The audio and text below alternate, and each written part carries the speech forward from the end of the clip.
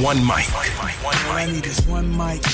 It's just different. One mic with Big Mike. The overall tenor of what he's saying is very stupid. And they say his style is too urban for the radio. Maybe it's not racism. Maybe it's placism. Brother has to know his place, right, Bob? One mic with Big Mike. Things aren't always what they seem. A sports talk show, but no subject matter is off limit. Don't just tell me that the reason something's being done is because that's the way it's always been done. Because the first thing I'm going to say to you is slavery. And now, your host. I got the big homie here who needs no introduction. Big Mike. All I need is one mic. Yeah, man. Back from the weekend. What's going on, y'all? It's the One Mic with Big Mike show here, Spreaker.com. Also on the Spreaker app. Make sure you go ahead and download that for all your mobile devices. It's SPREAKER.com. Let me turn this microphone down, son. I feel like I'm blowing your damn ears out. All right. A little bit more. All right. Where was I? Yeah, download the Spreaker app and then sign up for your free Spreaker accounts. Once you do that, follow my show, One Mic with Big Mike. And every Monday, Wednesday, and Friday, you'll get an alert at 7 o'clock letting you know it's time to rock and roll. You can jump on in this live interactive chat room. But before I get to that, you can also hear the show live on TuneIn. And, of course, the One Mic with BigMike.com website. The show is also available on demand on each of the platforms I've already mentioned, as well as on iTunes, iHeartRadio, Stitcher, Google Play Music, and YouTube. And I'm going to make a better effort. I can't promise because the YouTube stream has been effing up the last couple of episodes. But if this one comes out right, it will definitely be posted on my YouTube page, One Mic with Big Mike. Make sure you hit that up, subscribe to it, and all those good things. And make sure you also subscribe to my iTunes and follow me on iHeart and Stitcher and Google Play Music as well. You can also make sure you follow me on Facebook. What is it? No, like my Facebook page. And follow me on Twitter and Instagram. Dang, that 40's coming quick. I'll be 40 next month, and I feel like an old man. I'm on the Face Chat, the Tweeter. Anyway, I'm at One Mic with Big Mike, Facebook, Twitter, and Instagram. On Twitter, during the show, you guys can answer the hashtag, put it on the poll questions. Hashtag, put it on the poll, brought to you by sportsnewsandbrews.com. And don't forget, you can also submit your hashtag, put it on the polls as well. Just put the hashtag, put it on the poll, and we'll see if we can get you some answers to your questions and get some people to answer your poll questions. So if you want to be involved in the show, just text me at 404-902-8104, or you guys can jump on in the live interactive chat room. To do so, you must be listening either on Spreaker, the app, or on the PC version, or on my website. And on the streaming player where the sound is coming from, you'll see a little thought bubble icon. Just click on that. It'll get you right up inside the live interactive chat room. You can ask questions. You can make comments. You can criticize. You can even pose some questions to my guests if you like. I got 2 guests tonight, and I'll get to that here in just a second as well. Did I mention you can text me 404-902-8104. You can also leave comments below my live streaming video here on Facebook at One Mic with Big Mike on the old Facebook. And while you're there, be sure to like the page as well. My likes going up, liking the way that's looking. Got some people liking this page. I don't know what necessarily that means, but, it's all a numbers game, right? Okay. Let me make sure I got all the information out that I need to get out for you guys. Yeah, I think so. Instagram and all that craziness. Bet. All right, so tonight's show, coming off the All-Star game or the NBA All-Star weekend, usually slow news day, man. But we got some things to kind of, carry us over from the weekend. There wasn't a lot of entertainment to be had. Me on my Charles Barkley, everything was trash. Now, I don't know if it was trash, but it just wasn't. It was really no entertainment in it, and there's a couple of reasons for that I'll get to as the show moves on. But before I do that, let me make sure I give you guys the rundown on the show, and as well as who my guests will be tonight. Tonight, we're going to do this thing again. Try it again with my man, Ausar Walcott. He had some situations going on personally on Friday, so he couldn't join me Friday. So over the weekend, we touched bases. He told me today would be a good day. So tonight at 7:30, we'll talk to Ausar Walcott, a young man who was entering the NFL. He just signed a free agent contract with the Cleveland Browns, and subsequently, almost right after that, was charged with attempted murder for an incident that happened outside of a nightclub. So now he's put that behind him. Didn't serve any jail time. He beat the rap.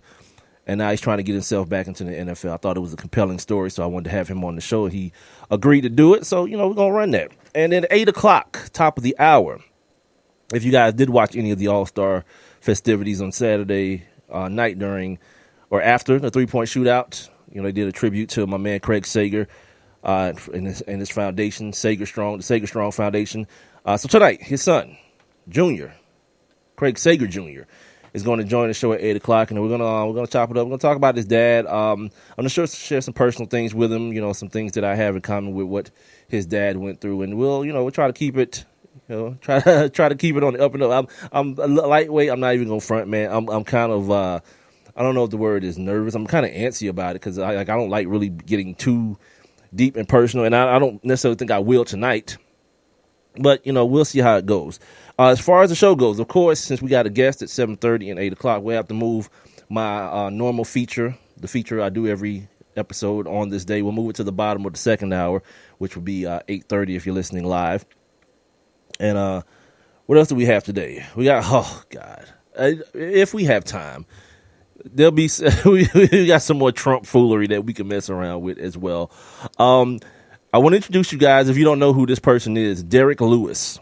Just remember that name, Derek Lewis. It's a real crappy situation, or almost a crappy situation. The Darrelle Revis tapes are out. They was bound to have a tape on it somewhere on the incident that happened with Darrelle Revis in Pittsburgh on Sunday, so we'll get into that as well. Of course, the NBA All-Star game. And look, man, there was a trade today. Or was it today? It was yesterday. There was a trade yesterday in the damn NBA. So we'll get into all that. And don't forget about hashtag Put It On The Poll, brought to us by Sports News and Brews. I got a couple of questions up for you guys and girls already today. Let me give them to you real quick so you guys can. I just recently put them up. So, wait, that's not right. Sorry, let me go to the right list. I'm looking at all the old ones. All right. As an NBA player, is a trip to the playoffs. I wrote this so terribly. It looks like a first grader wrote this. I put as an NBA player, is your a trip to the playoffs worth $30 million? That's what it's probably going to cost Boogie Cousins in his move to his new team, the New Orleans Pelicans. Spoiler alert if you didn't know about it already. Do you think that's Darrelle Revis' voice on the tape? Like I mentioned earlier, the tape came out of Darrelle Revis' incident, and there's a Debo-esque character talking about how he knocked the hell out of these dudes and put them to sleep. And he told this one dude, "You shut your ass up before I knock your ass out." And you know what I mean? And what they're saying is that it's clearly not him, or at the very least, there's reasonable doubt there. Whether it's him or not, I don't think it's Darrelle Revis. It doesn't sound like him, but it could be. You know what I mean? Like, he ain't my boy. I've never heard him scream and tell somebody he knocked their ass out. Every time you hear Darrelle Revis talk, it's a very monotone, very calm and collected speech. Maybe they go get one of those, like, when dudes is mic'd up on the field. Everybody sounds differently because they're trying to be extra, extra tough and macho on the football field. Maybe they go get one of those tapes and admit it to evidence and do like a voice analysis on the whole situation that way. Or maybe not. I don't know. Like, whatever side you sit on, I'm not saying that I want Darrelle Revis to go to jail or not, or nothing. But I'm just based on my CSI and Law and Order watching experience. I would think that that's how this whole scenario would play out. Well, anyway, I'm trying to figure out where I want to start today, man. Still, right now, the mic is on, and I'm still trying to figure out where am I going to start today, man. I don't know. We got this whole situation with Kyrie. We got the Boogie Cousins situation. You know what? Let's just start with the All-Star weekend in general. How about we do that? Let's start there. So you had All-Star Saturday. You had the skills competition. While the celebrity game was going on, I was here doing this, and gladly so. I had no interest in watching it. Like, I don't even want to watch professionals play badly at sports, much less just some dudes that do other stuff and are supposed celebrities. From what I understand, the celebrity title could have been used very loosely as it relates to this game. But Saturday, me and the old lady sat down and we watched the skills competition, which again, I don't know. And then the the 3-point shootout, which is probably my favorite part of the weekend. You know, I put the poll up a couple of weeks ago, or maybe last week or so, about what people were most looking forward to. Like, you just watched it. You look at the contestants in the 3-point contest and the dunk competition. It's like, it seems like more of a watch to watch these dudes. I don't know. Maybe it's because people think they can hit those threes.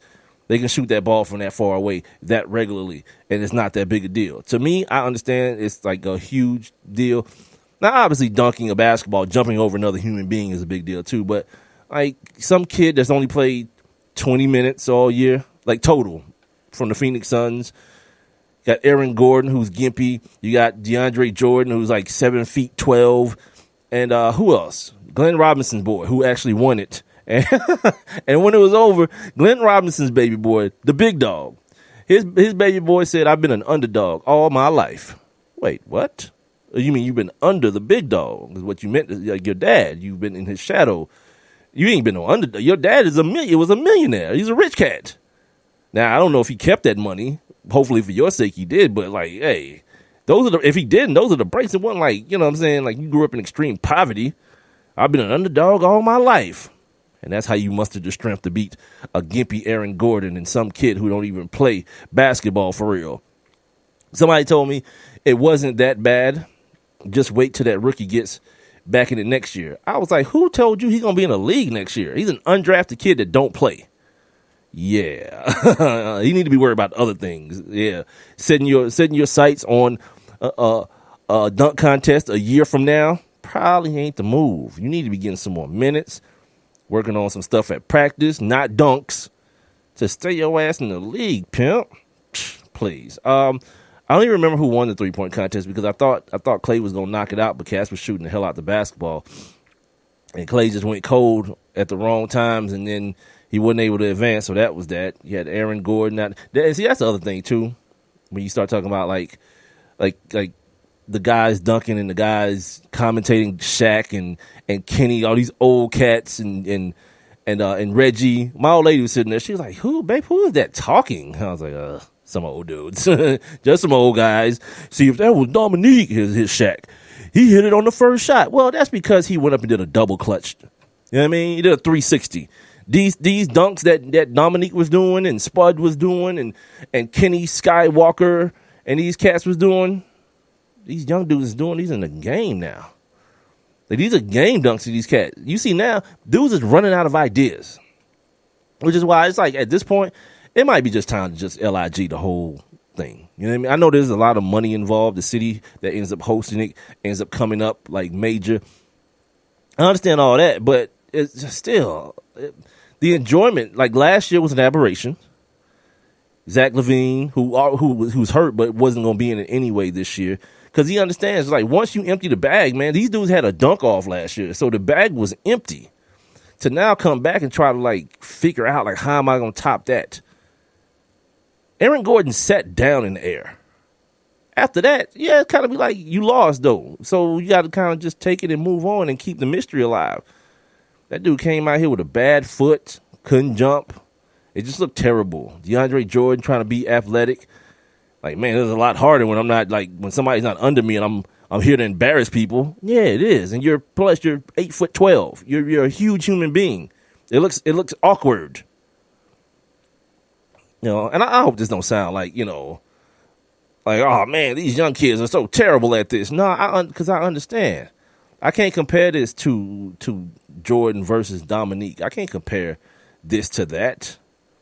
Isaiah Ryder, like, this kid dropped the basketball from a drone and went with the under the leg, you know, windmill to the basket thing. Like, that was a big deal when Isaiah Ryder did it. It's like, dang, the East Bay funk dunk. Now it's like commonplace. Like, that's the only way you dunk now. I saw a kid last year, that kid, Zach LaVine, jumped from the free throw line and did that. It's a whole new era of athlete, man. And with there only being, you know, certain dimensions. Like, they can't raise well, maybe they can. Maybe they can raise the goal to like 12 feet and see who's really about that life. Maybe that's the next step.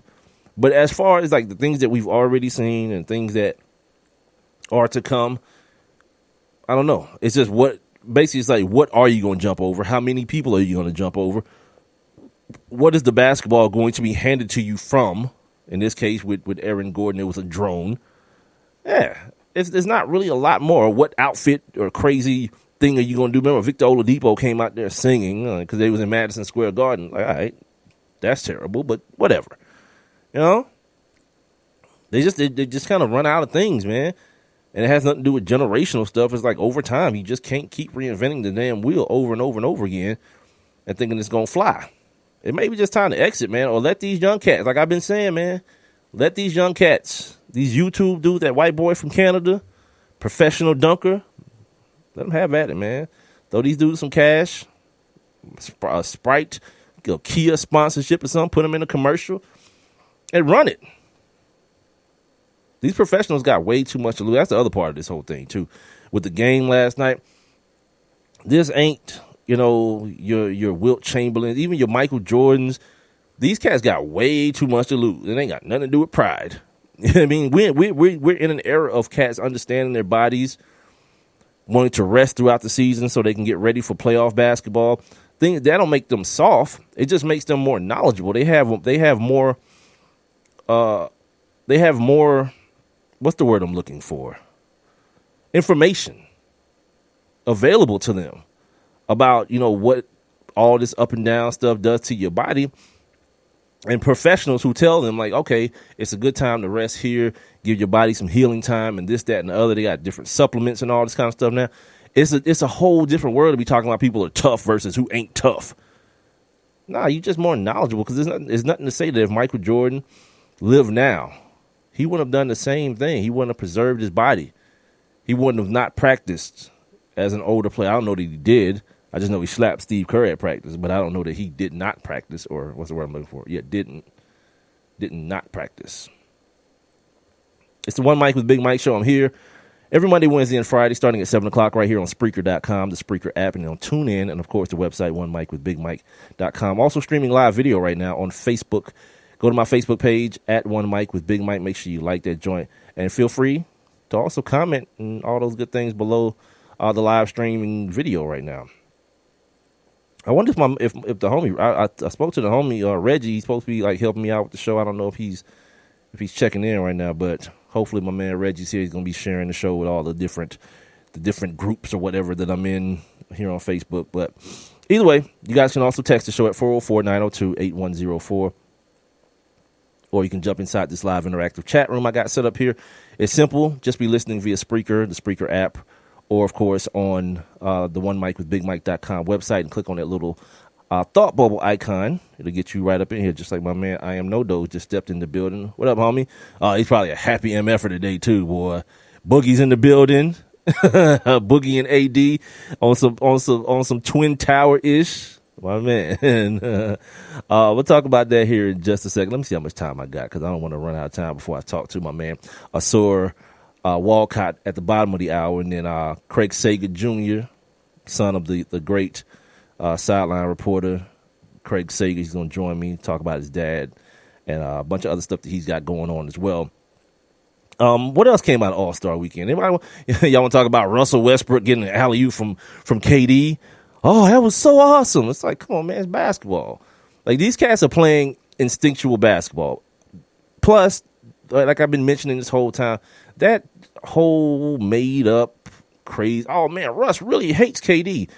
Nah, Russ is no different than a lot of these dudes, man, like Tom Brady and Michael Jordan. They just get fueled by things that us regular mortals don't get fueled by. You know what I mean? Like, he needs that kind of stuff. Again, I always tell you guys, if you go and check on his story, man, like, this is a different kind of cat. And he's big on loyalty. This the kid that, I don't know if he was in high school or junior high. His best friend died when he was living in L.A.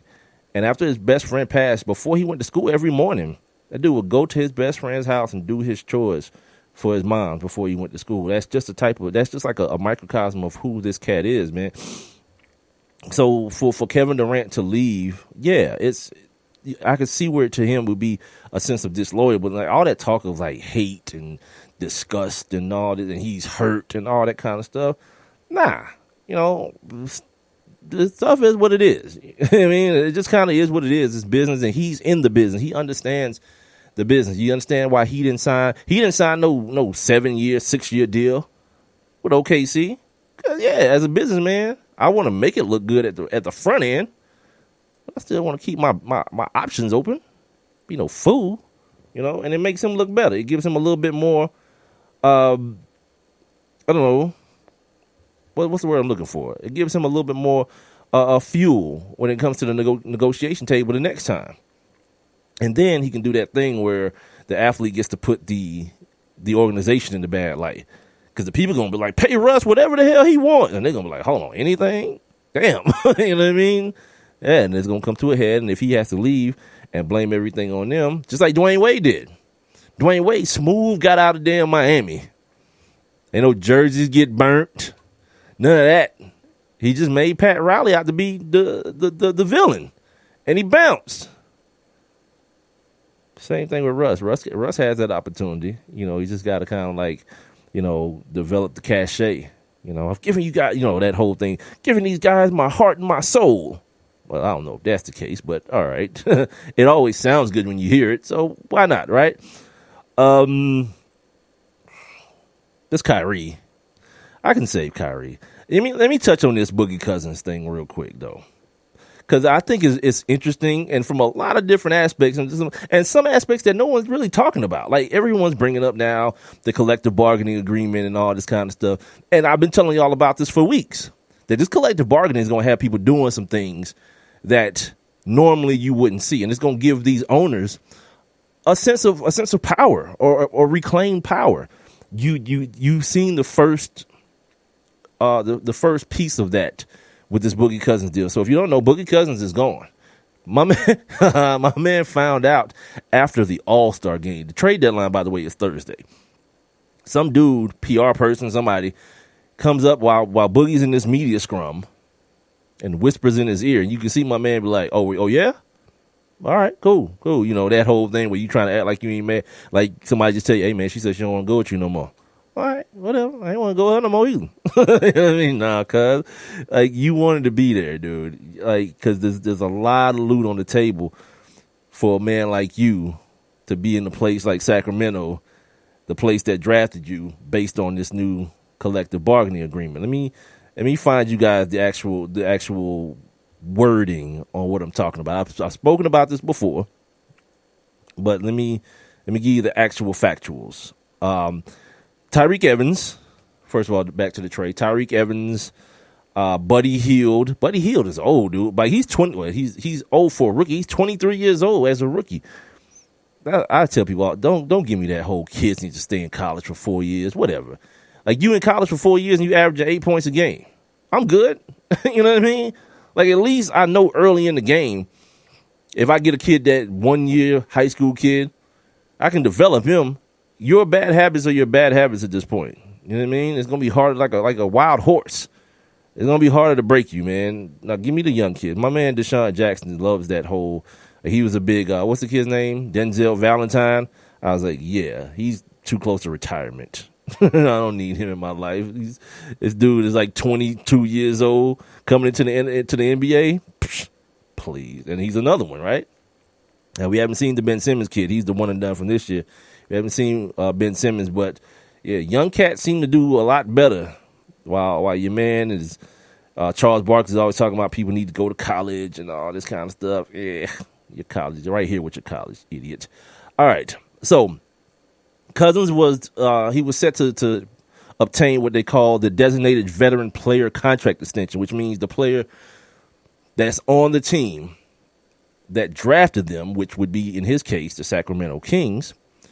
They can re-sign with that team, and I think his deal would have been 5 years, $210 million around there. Now that he's been traded, he's a free agent next year, by the way, as well.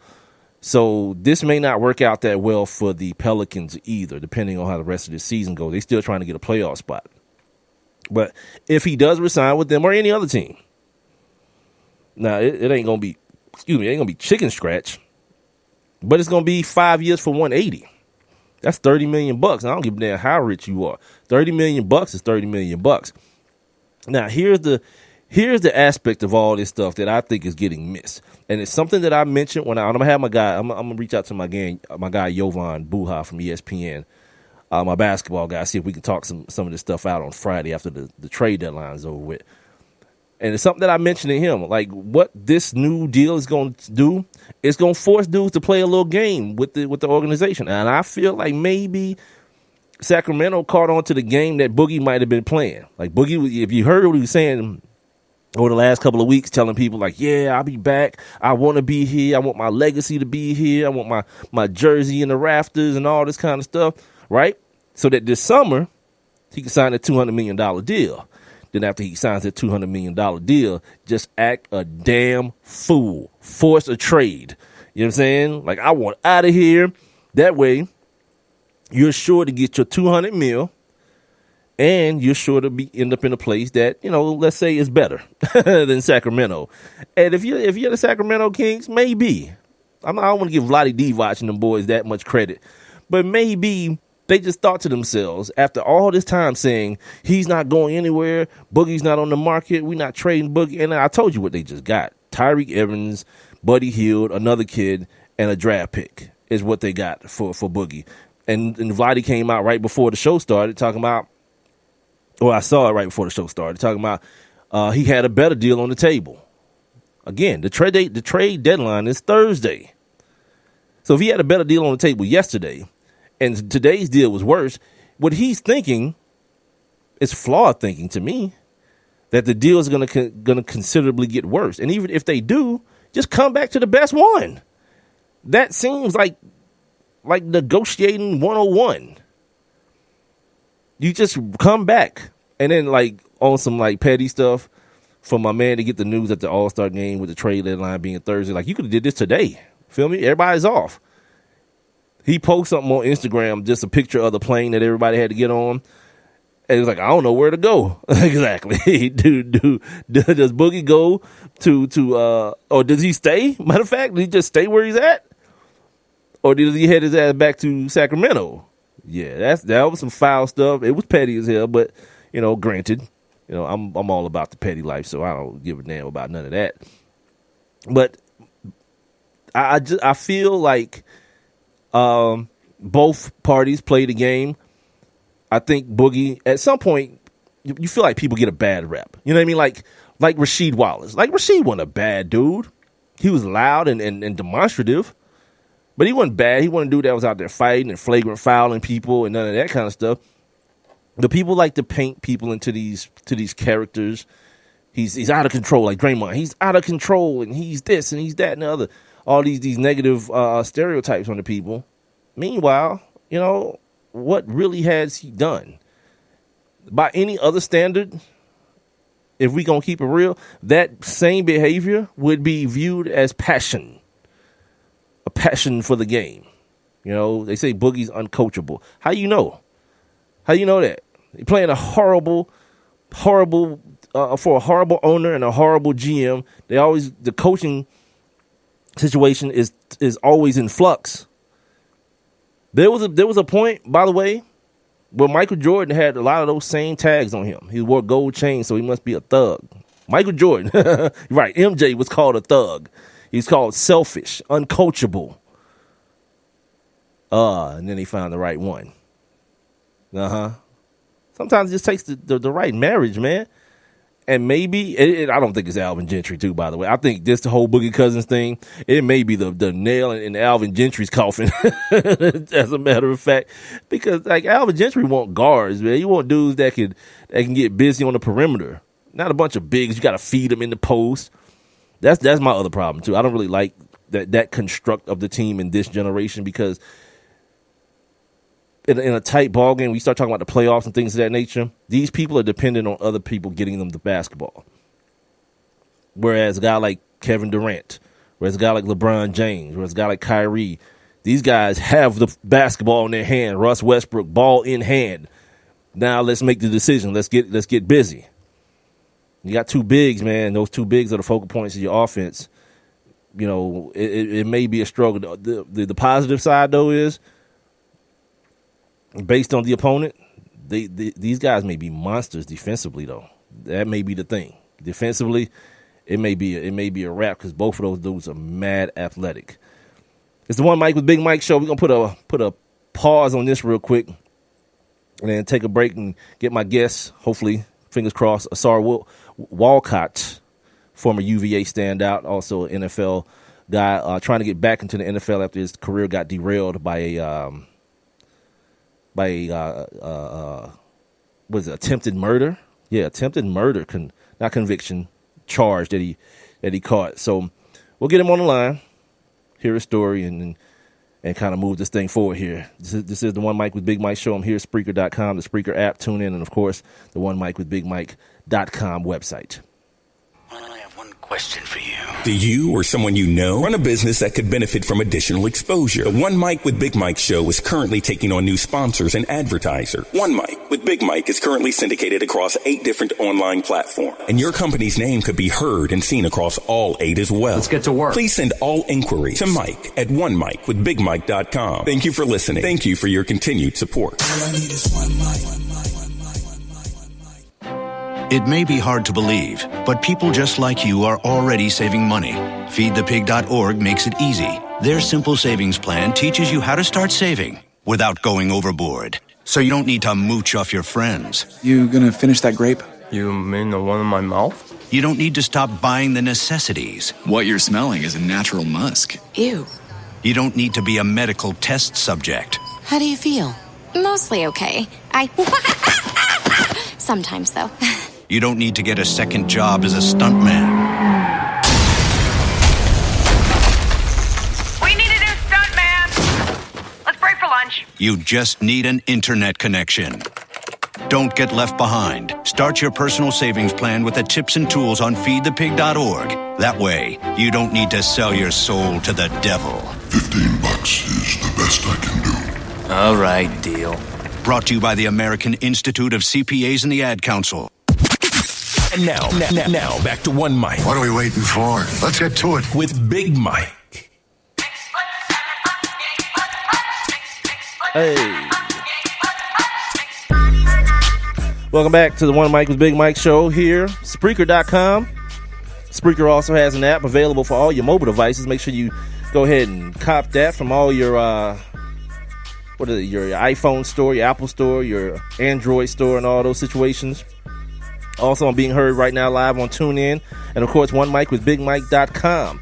The show can also be heard on demand on all 4 of those platforms, as well as on iTunes, iHeartRadio, Stitcher, Google Play Music, and YouTube. Make sure you subscribe to the iTunes and the YouTube as well. Still trying to get a hold of my guest, man. It's getting real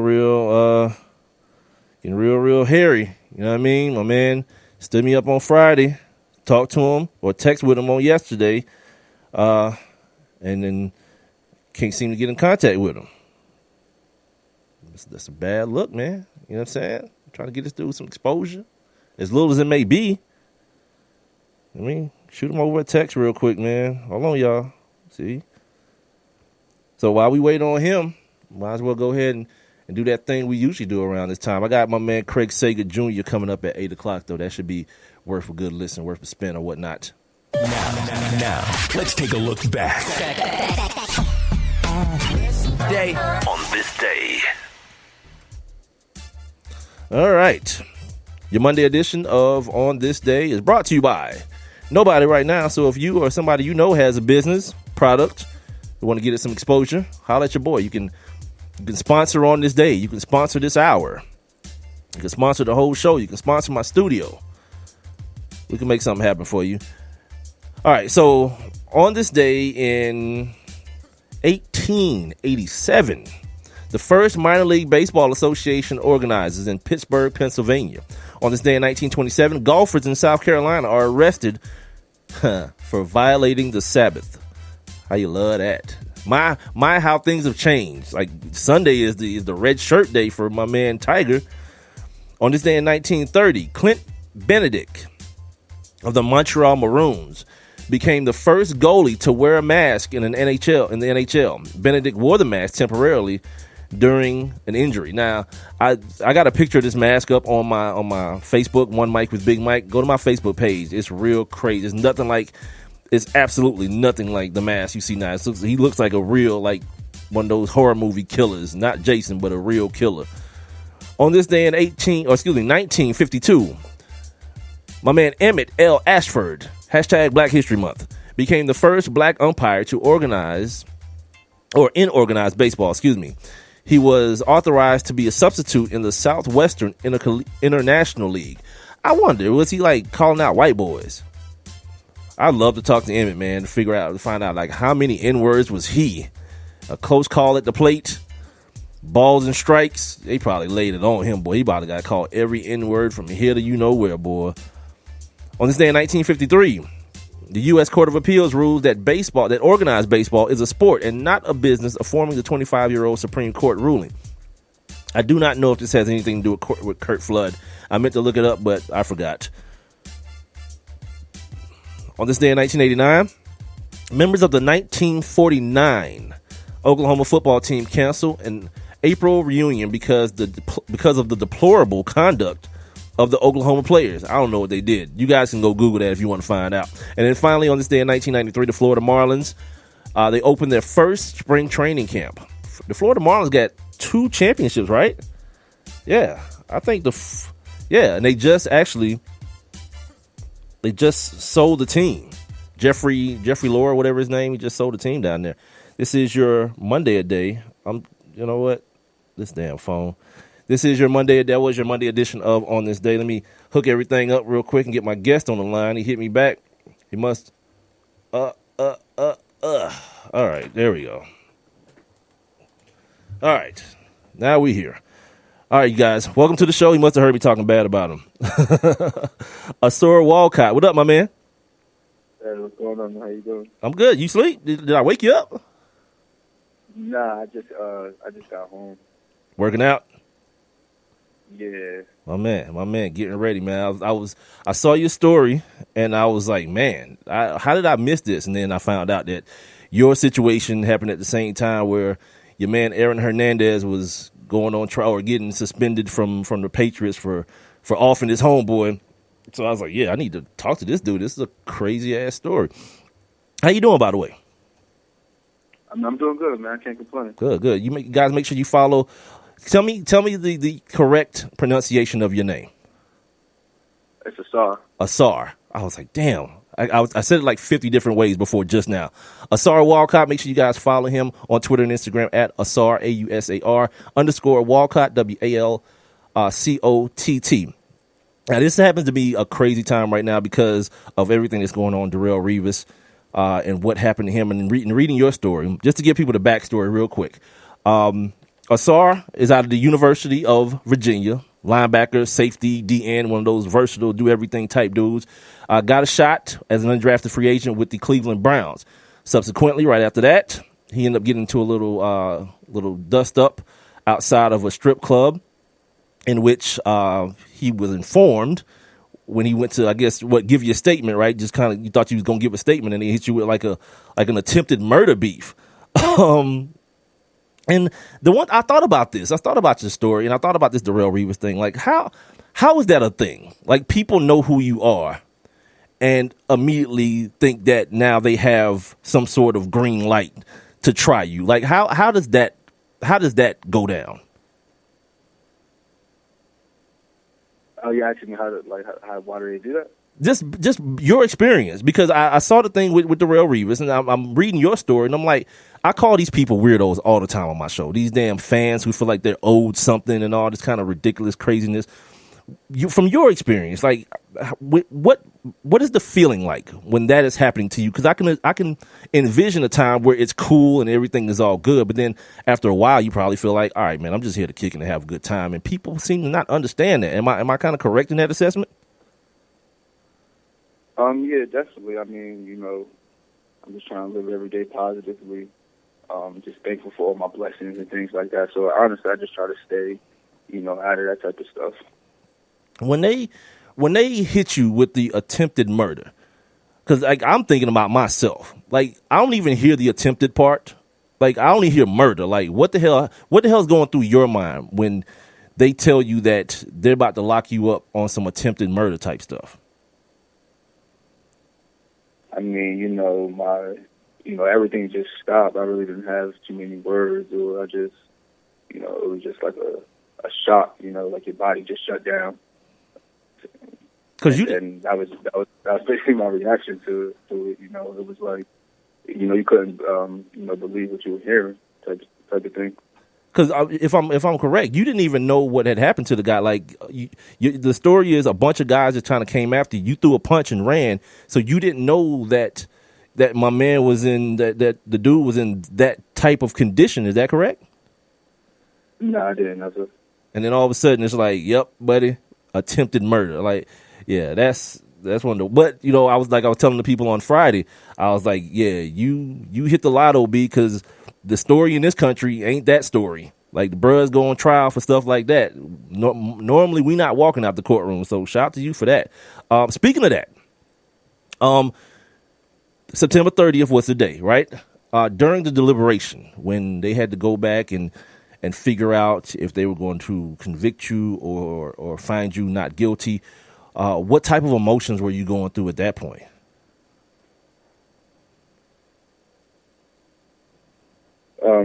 So many, honestly. You have so many built up emotions at a time like that. I was just thankful and blessed that, the jury was able to find me not guilty, and they actually, understand what was going on. How long was the actual trial? The actual trial lasted for, it's a month's process, but like the actual trial lasted for probably about 2 weeks. The other thing that I noticed, and the other voice that you're hearing, you guys, is Ausar Walcott, former UVA standout, telling me a story right now about an incident that happened with him outside of a nightclub right as he was starting his NFL career with the Cleveland Browns. The other thing that I noticed that I find always in these type of situations, the assumption of guilt when it comes to especially young black athletes. They're doing it right now with Darrelle Revis. And in your situation, like I mentioned earlier, it happened at the same time with this Aaron Hernandez situation. And the article that I saw, I think one of the headlines I saw was the culture of violence in the NFL. Now, okay, on one part, okay, Aaron Hernandez is true. But on your side, it wasn't true. But you were clumped in with that. And at the time, like, what was going on with you when you found out that did that scare you any, knowing that was happening when it was time to think about possibly going to trial for this? Do you think that would have a bearing on your outcome? You're asking me, do I think can you repeat that? What are you asking me? Do I think everything leading up to that, like everything, all the other events was affecting my situation? Right, with the fact that people were trying to just clumping you in with what Aaron Hernandez had done. Do you think that was something? Did you think at the time that was something that could affect what would happen to you inevitably? Nah, I didn't honestly, man. I was just so focused on getting through what I had to get through that, I didn't even really think too much into everybody else's situation. Right. So looking back at that night, like I read the testimony and things of that nature. But looking back to that night, because I'm old cat, man. I'll be 40 years old next year, and I still don't understand the fighting at the strip club thing. Like we used to go to the strip club because that's where all the ass and all the ladies was at, and ain't nobody had no problems. And at some point over time, it became a thing where that element entered into the other element. But going back to that night, is there anything that you think maybe you could have done differently, or did it just have to go down the way it went down? Yeah, I could have never went.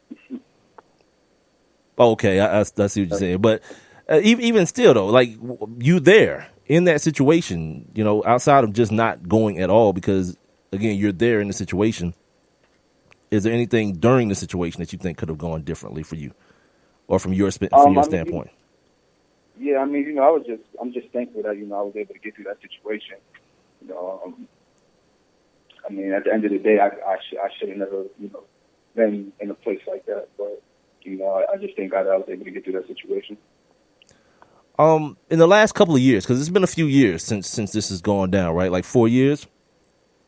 At what point was was your resolve tested the most? That time where you maybe almost gave up, like this is happening to me, and I don't know how it's going to turn out. I heard at one point that they offered you a plea deal, and you decided to do what a lot of bros don't do. A lot of bros jump on that plea deal, but you decided to go to court, and it worked out in your favor. But in the time in between the incident and your acquittal, was there a time where your resolve was just tested to the point where you thought it may not work out for you?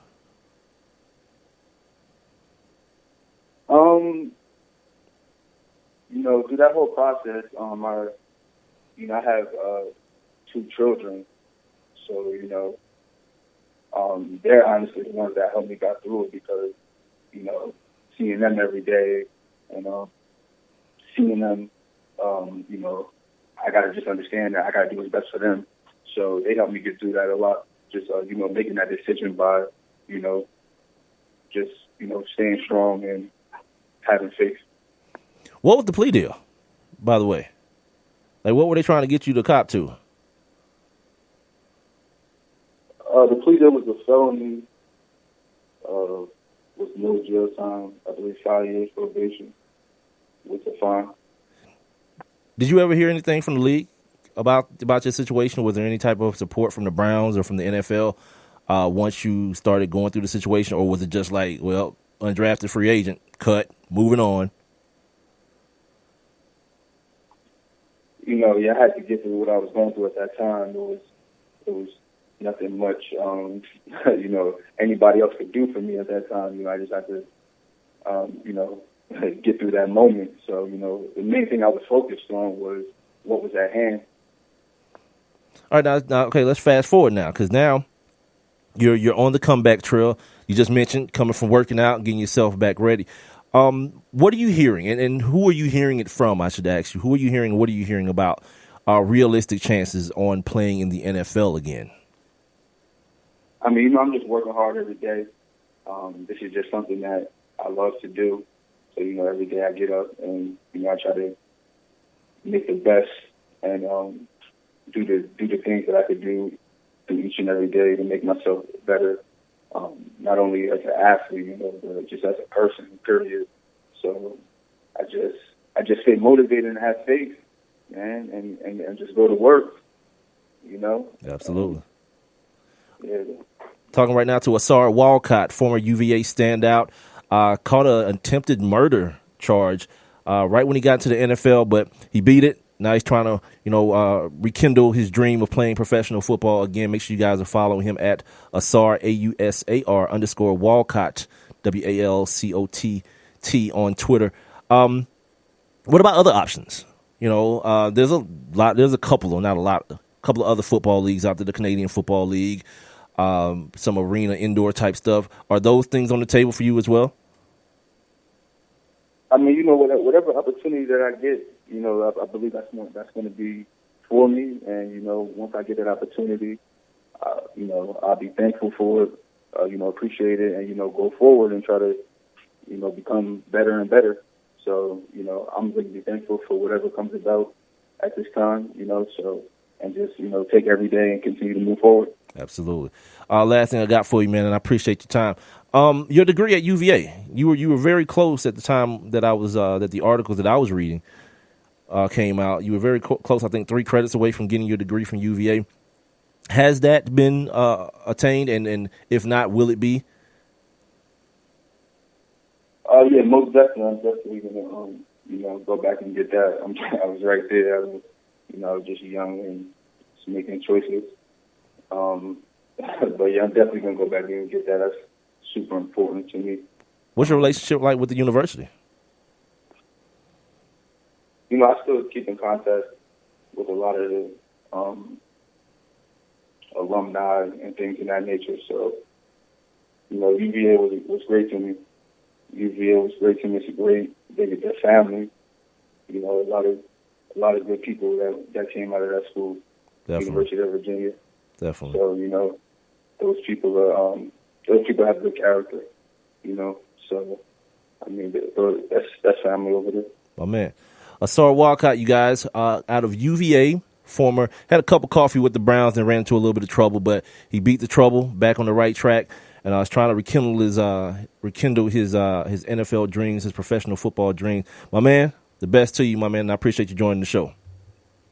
All right, man. Thank you, man. You enjoy the rest of your night, and everybody that was watching. Thank you guys for taking. You got it. Listening. You guys for taking the time out to listen, and everybody just enjoy the night. God bless. No doubt. You too, my man. Make sure you guys are following him on Twitter at Ausar, AUSAR _ Walcott, WALCOTT. That's a crazy story, man. You can tell he has some trepidation, a little bit of trepidation about talking about it. That seems like one of the hardest thing. Like I said earlier, man, like as soon as you tell me murder, you say play murder, attempted murder, whatever word you put around it, all I'm hearing is murder.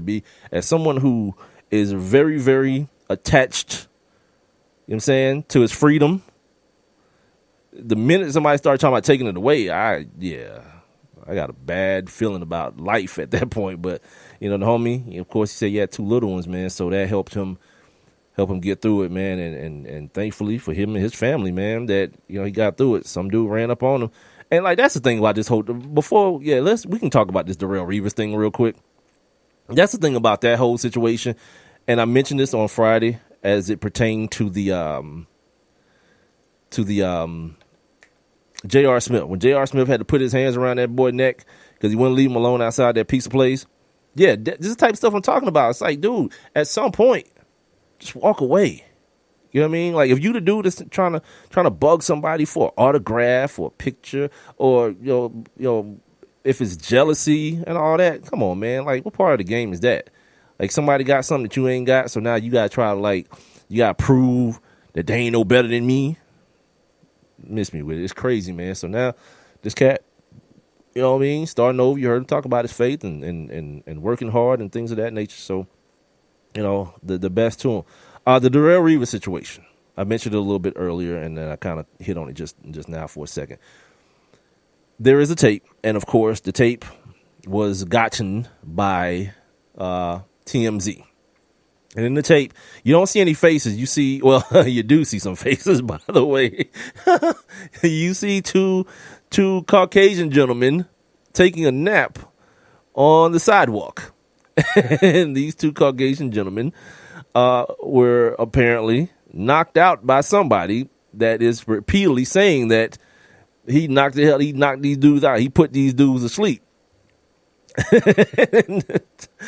And the Darrelle Revis's attorneys are saying that this is evidence that my client didn't do that. He was charged with a couple different felonies, like robbery. I guess he took the dude's cell phone and threw it across the street, terroristic threats.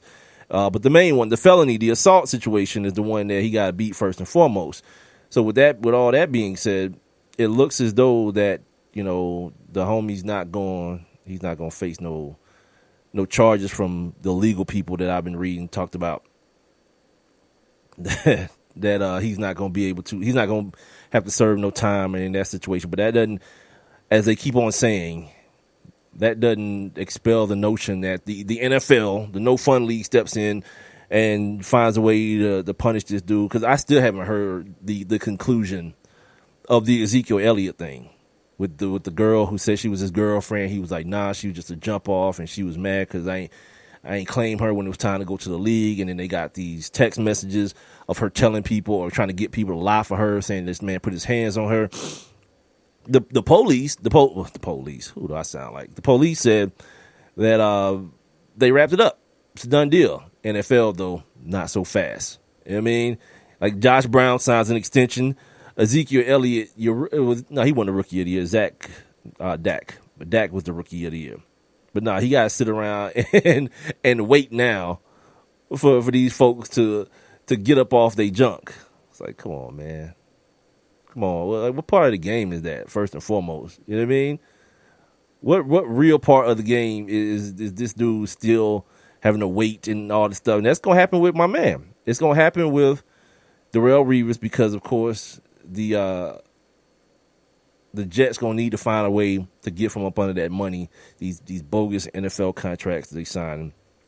And it's just, it's just whack, man, that somebody who Like, it's always the people who have nothing to lose that can affect the people who have so much to lose. And, you know, God dang, what the hell is happening with is everybody else's Facebook stream thing like crappy and not working? Like mine just zonked out on me again. It's crazy, man. This is the second night in a row this has happened, that the Facebook situation is just banged out on me and it won't reconnect. All right, whatever. All right, coming up in about 5 minutes from now, Craig Sager Jr.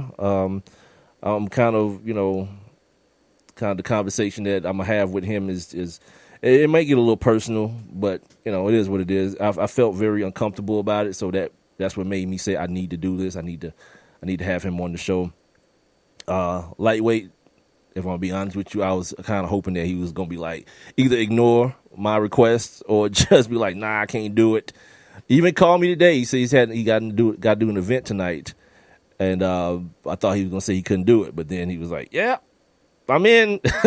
So we'll talk to him about a guy who I respect with the utmost. And it has nothing to do with basketball. It has nothing to do with sports, man. Craig Sager, Sr., his father, a guy who I have so much personal respect for.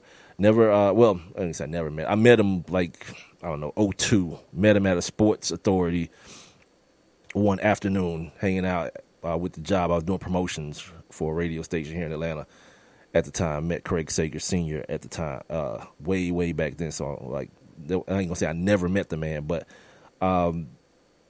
just from afar, you know, a guy who I have so much respect for. And I'll tell you what, before I just dive into anything else, you know, this All-Star situation, this Kyrie situation, because I only got like 3 minutes to do it in.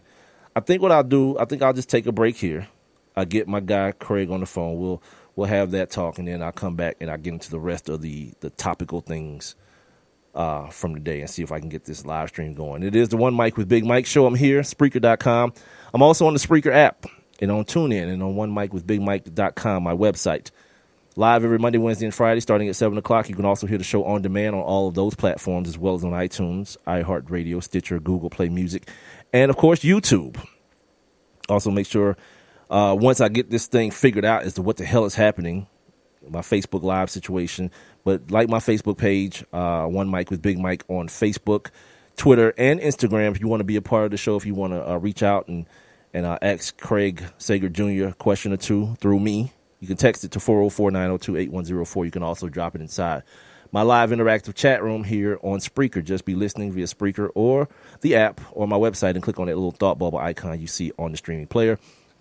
I'll be back with Craig Sager Jr. I have one question for you. Do you or someone you know run a business that could benefit from additional exposure? The One Mic with Big Mike show is currently taking on new sponsors and advertisers. One Mic with Big Mike is currently syndicated across 8 different online platforms, and your company's name could be heard and seen across all 8 as well. Let's get to work. Please send all inquiries to Mike at OneMicWithBigMike.com. Thank you for listening. Thank you for your continued support. All I need is one mic. We asked kids what it took to be a dad. This is what they had to say. A father is always present. I mean, what real father figure can you have if they're not there? In order to be a good dad, you need to love your son. You need to put gas in your car so you don't break down in the middle of nowhere. And you need to make them breakfast. Yep. I mean, just to maybe play like a board game with me, or to just stay home and play some video games with me. Just to do like that one little thing is what I really look forward to. I'm not asking him to be a perfect dad, but he should try. He's just a constant force in my life. There's no other type of love like a dad's love because it's not comparable to anything else. Take time to be a dad today. Call 877-4DAD-411 or visit fatherhood.gov. Brought to you by the U.S. Department of Health and Human Services and the Ad Council. One mic. All I need is one mic. What's the name of the show? One Mic with Big Mike. You know, ain't nobody getting hurt, there's no crime being committed. And they say his style is too urban for the radio. This is real life stuff that's happened to me. Well, you know what? You and you. One Mic with Big Mike. I like to be able to do what I want to do. A sports talk show, but no subject matter is off limits. Meek Mill's concert is not called the Hell Yeah I Bang Khloe Kardashian concert. And now, your host. Put your hands together for the one, the only Big Mike. All I need is one mic. Welcome back to the One Mic with Big Mike show. Hour number 2 here on the show, live on Spreaker.com, also the Spreaker app, and of course, tune in and my website, onemicwithbigmike.com. Don't forget to tell a friend to tell a friend to tell a friend. The show is also available on demand on all 4 of those platforms, as well as on iTunes, iHeartRadio, Stitcher, Google Play Music, and YouTube. Make sure you like the Facebook page, One Mic with Big Mike, as well as following me on Twitter and Instagram. To be in contact with the show, just send your text to 404-902-8104 or jump inside my live interactive chat room right here on Spreaker. And as promised, told you guys, had a special guest for you today. A guy who is the son of a man who I respect immensely, although only meeting him once as a very, very young radio professional way, way, way back when I was a youngster. He's a sports writer, author, all around good guy from everything that I've read and heard. He is Craig Sager Jr.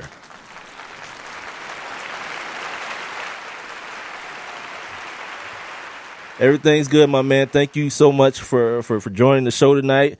How'd your speaking engagement go, by the way? No, it went well. This Friday night, my dad got inducted into the Atlanta Sports Hall of Fame, so that was a big moment. I think what's interesting is my dad now, I mean, he's always going to be known for the NBA, but just his story with Atlanta is pretty remarkable. He climbed his way up the media ladder from being a weatherman in St. Petersburg that literally went to a thrift shop and bought a seersucker suit and a copy of the Golden Guide to Weather. I mean, you talk about fake it till you make it. Absolutely. And he got a meteorologist position and got a sports director position. From there, he covered the Royals in spring training. So then he networked his way to get a job in Kansas City. CNN started in Atlanta in 1980. The first series they ever covered was the Yankees and the Royals. They needed a reporter. He volunteered. They didn't have anyone else. Major League Baseball said, CNN, you aren't an accredited network and never will be. They couldn't get a guy to cover the game. He volunteered, and next thing you know, he moved into Atlanta and blew up there. And so Atlanta really is important to my dad. So outstanding. This past Friday, he got into the Atlanta Sports Hall of Fame, and it was very very exciting. We've had a lot of fun here. That is outstanding. You want to hear something crazy, Craig? That I almost hoped that you were going to decline this request and you were going to tell me no or ignore me or something of that nature. And the reason being is because like I have a certain kinship with your dad. And I saw what he went through on that Real Sports special. And after he passed, I got on the air and I said to people that people can empathize with what happened, but the things that your dad went through, the things that stuff does to your body, it's something that only to experience it is to know. And I happen to be someone who does know. And when I saw your dad, and like every picture I saw him, and he was smiling in it, I'm a very hard person to impress, Craig. And I'm sitting there like, how is this man doing this? Because I almost died, my man. And I'm not being hyperbolic at all. This is not something that I talk about. I've never talked about it on this show. I was talking about it with my wife last night, and I was like, he said yes. And she was like, well, just talk to him. You know, it may be cathartic or whatever. And I was like, all right, I'm going to do it. But part of it is me. You know, I want to do things that are going to make me uncomfortable. And I'm hella uncomfortable right now. And I'm not even going to front with you. I'm very, very uncomfortable, man. But your dad is a guy who I just admired from afar, and I think from a different place than a lot of people may have, if that makes sense to you. Yeah. Well, let me just say, I mean, that's one of the things that was so amazing about it to me, is how he didn't let it affect him. Like, I don't know how else to say it, but just mentally.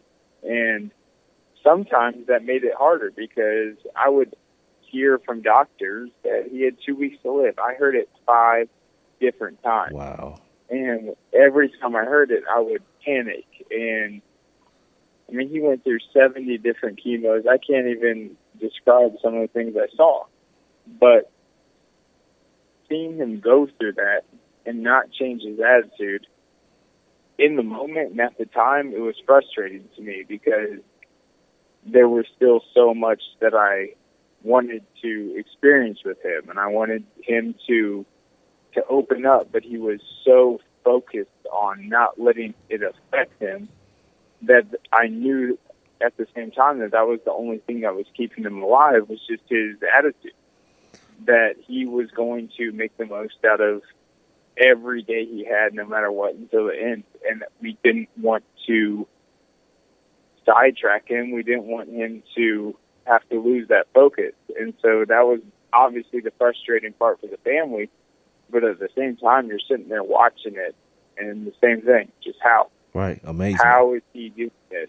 And so it's something that, I mean, in the past 2 months, I've been thinking about it a lot. Just how did he do that?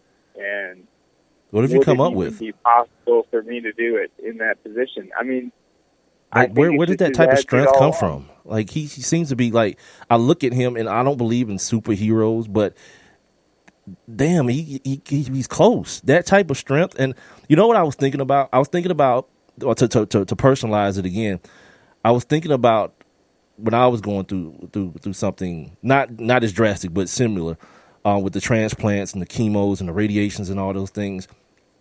Thinking about my family, you know, like not really worrying about me, but worrying about them. And then I looked at him and I said, man, he's got those kids. He's got that beautiful wife. Damn, he loves them. Because I only felt like that's the only thing that could keep someone fighting that much. What did you come up when you said you were figuring out how he was doing it? What kept him alive is 2 things. One, he's a guy that always bet on himself. Wow. Always. He has this natural confidence to him. And when you have confidence, you search for answers. A lot of it is mental strength, but at the same time, I can't tell you how many times his life was saved just by saying, you know what, I'm not going to take that diagnosis. We're going to try something else. 14 days of chemo, 24 hours? Bring it on. I'd rather do that than die right now. I can't even imagine. A lot of it was him, and he's a natural gambler. And to the point where when we were playing golf, if someone didn't want to bet on a hole, he would put down 2 golf balls and play against himself. Oh my gosh! I know. I mean, thank God that gambling gene didn't get passed down to me. I don't need to be blowing my money like that. But he was just a guy that was so naturally confident. So you have someone that always bet on himself. Yeah. Yeah. And then you have someone that always wanted to evolve. And we saw it with his career and his life. He really did get bigger and bigger and bigger every single day. And what people used to ask me, they'd say, did you see what he was wearing last night? What was that? And every single time I would say, yes, but what is he going to wear next? Because I knew he was going to step it up the next time. At the top. I knew he was always evolving. And so you have someone that's put in a horrible situation that has this mindset where some people might say, you know what, I'm going to slow down, or maybe I need to calm down a bit and take a different approach. But he just bet on himself over and over and over again, and honestly never took a day off his entire life. No matter what he did, he was confident he was going to get through it. And then that's the last thing I ever told him. I said, Dad, like, you've never taken a break your entire life. You've never once had a day where you said, you know what, I'm just gonna relax and let whatever happens happen. Like, you've made the most out of every day. Like, you deserve a day. Wow. You did it. You did it. So the other voices you're hearing. I mean, at the end.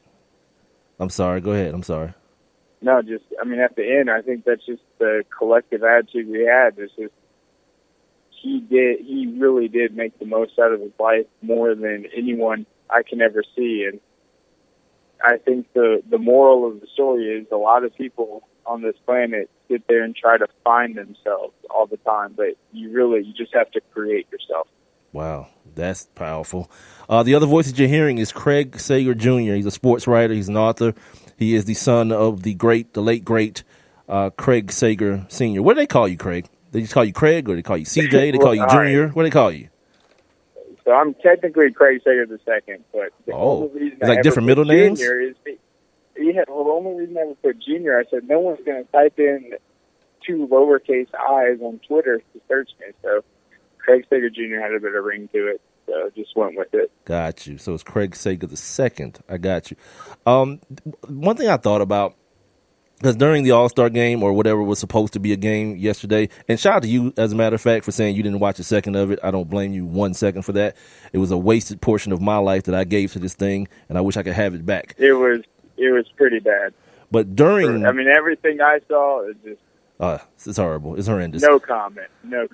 So I'm watching the game. Well, the game is on background noise, and I'm reading about you, and these thoughts are coming to my mind. I remember hearing Layla Ali talk about her feelings when her dad passed, when Muhammad Ali passed. And the reporter asked her, it was like CNN or somewhere, if she was sad. And she said, no, I've been sad for a long time. My dad has been fighting for a while, and now it's more a sense of relief. You talked about it being a gift, though. You said it was a gift being there with your dad on his final moment. But at the same time, I want to ask you, was there a sense of relief, especially now that you told me your dad never took a day off, that, finally he gets a chance to rest and he's not fighting anymore? Was there any sense of relief in that way? I mean, we all wanted him to make it. Yeah. We wanted him to turn that corner, and the problem is, it's just, I mean, he never could. And here's how I look at it. I look at it the fact that my dad had a better fighting chance than a lot of people out there. Yeah. Because, for one, he had me, who happened to be a match that gave him 2 bone marrow transplants at seconds' notice. That doesn't happen. It doesn't. 2, he found a 3rd match when he hit the registry. We live in a melting pot of a country, a melting pot of a world. It's a lot easier for a white male to get a transplant donor than someone who's mixed, someone from a different country. This is a problem because Europe has a very strong registry. The first time, I was a match, and then there were a couple matches in Europe. There was no one else. And so I sit there and I think about it. And, yeah, I wish we had him here today. There's no doubt about it. But I have to be thankful for the extra time we had. I told you, we were told 5 different times he had 2 weeks to live, and the only reason he made it through was because, 1, he had an incredible fighting spirit, 2, he had luck with me, and 3, he had literally the best doctors in the entire world at MD Anderson. Absolutely. Who were able to look at his case, and 3 different transplants, that is a lot of medical information. There are going to be doctors in training for a long time that are going to be able to look at his case and try to make sense of it. Wow. And so I almost feel like he did everything he could.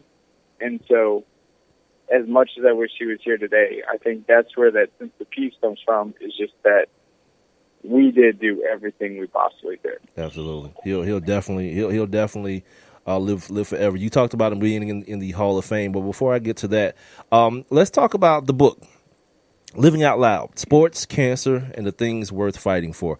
I see the title, and it seems to embody who your dad was. As someone who just knew him from afar and watched him from afar, it seems to embody everything.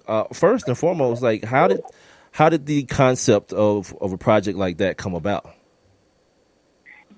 Yes, the book came at a very rough time. It came last April. We had just done the HBO Real Sports interview where I literally walked into his house as he told Bernie Goldberg that he had 3 to 6 months to live. So all I had known was I just gave him the 2nd transplant this past summer. I didn't really know his leukemia was back for a 3rd time. he obviously didn't want to tell me. I understood. I think as strong as my dad was, I think the one thing that did scare him was telling people the truth. And so I heard that right away, and that was rough. And right after that aired, we got the book deal. And so we have this situation where we haven't just been through 2 years of this. We've been through 2 very tough years where, I mean, you know how hard a transplant is. And his second one, I mean, that was, his leukemia blast went up to 78% a month before the transplant. That's how quickly they had to wipe him out. And that was less than a year after the first one. And so, I mean, if you do 2 transplants in 10 years, that would be tough. Right. 2 I can't even imagine. 10 months would just be brutal. And so he had just made it through this, and it was such a high. And then to get that news, I mean, it couldn't have been worse. And so we get the book deal, and we both know what kind of message we want to send, but it's really about, I mean, what do we say? What is his life story? What can we make out of this? But then he gets the ESPY award. He gets to throw out the first pitch at Wrigley, which is the first time me and my sisters ever got to go to Wrigley Field. So to experience that with him was incredible. And it was such a tough year, but at the same time in sports, it was one of the craziest years ever. Right. That 2016. And so I think the book is just, it's more positive than we could have ever hoped for. And the fact that we were writing it in real time and kind of writing our own story as it went along, it's just pretty amazing. And then to be able to not only write chapters that he got to see about what's been going on and what I thought about, like, what was going through my head when we did this, because we didn't really get to talk about it. Most of the time I was in Atlanta, he was in Houston, right. But also to look back on the past and then look ahead to the future. What am I going to take away from him? I mean, I got the ultimate closure with this, and ultimately I think people are going to be able to learn a lot about leukemia, which is huge because the treatments haven't been changed in almost 5 decades. And they're also going to learn a lot about how someone created their own dream job. Yeah. How he didn't apply to be Craig Sager. He literally he just made Craig Sager. He made it. And that's what's so amazing to me, because I feel like that's what pretty much everyone's capable of. If, as I said, so many people spend time trying to find themselves, but you have to create yourself. And no one did that better than him. And I think this book just links it all together, just from his mindset during his cancer battle, his mindset as a 22-year-old running on the field and interviewing Hank Aaron. He just did what he just wanted to do, and it's pretty amazing. Your dad said something one day that had me here clapping. It was something so simple that most people probably heard and didn't care about, but it's something that I find to be, I don't know if I want to call it a lost art, but what he said, they were asking him about Greg Popovich and how Greg Popovich does those short, kind of standoffish reports with the sideline reporters. And someone asked your dad if he ever wanted to kind of give that type of thing back to Popovich. And he said the most professional, most awesome thing ever. He said, that's not my job. I'm there to get the information. If he wants to play around and do that, that's on him, but I'm there to do my job. And I think a lot of young broadcasters and a lot of young reporters need to understand that the job is what it is. And the other stuff, the Twitter followers and the self-promotion stuff, is a subsidiary of it. And just hearing him say that, I was like, this is my guy. Moving on from the book, what kind of dad was he? Like, give me a dad moment with Craig Sager. Not, you know what I mean? Like young Craig II is out doing some foul stuff, and dad's got to get on him. Like, give me one of those real quick. what was so hard growing up with him is he just had so much confidence in you. It was almost too much confidence. It went to every aspect of my life. I mean, from the time I was 13, he would want me to go over and talk to 28-year-old girls. Oh, my and man, if I didn't Craig. do it, if I didn't do it, he would pretend to take my temperature. He would feel my forehead. He'd be like, Junior, come That's on. awesome. So he was always trying to push me to do things. He never let me win at anything.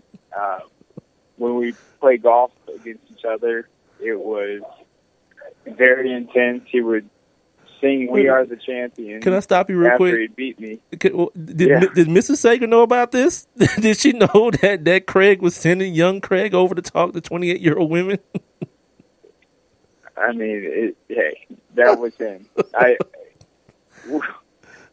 That's all. I have a million more stories. Might talk off the record on that one, but yeah, he was a guy that he wanted me to have what he had, but just in my own way. He wanted to show me that rules are for people without brains, and that's all he ever told me. Wow. Rules are for people without brains. So what does that mean? It means if you just use common sense and let that run your daily life, I mean, it's amazing what you can get done. While so many other people are trying to learn the rules to then fit their life into it, if you just see the situation and see what needs to be done to get what I want to get done.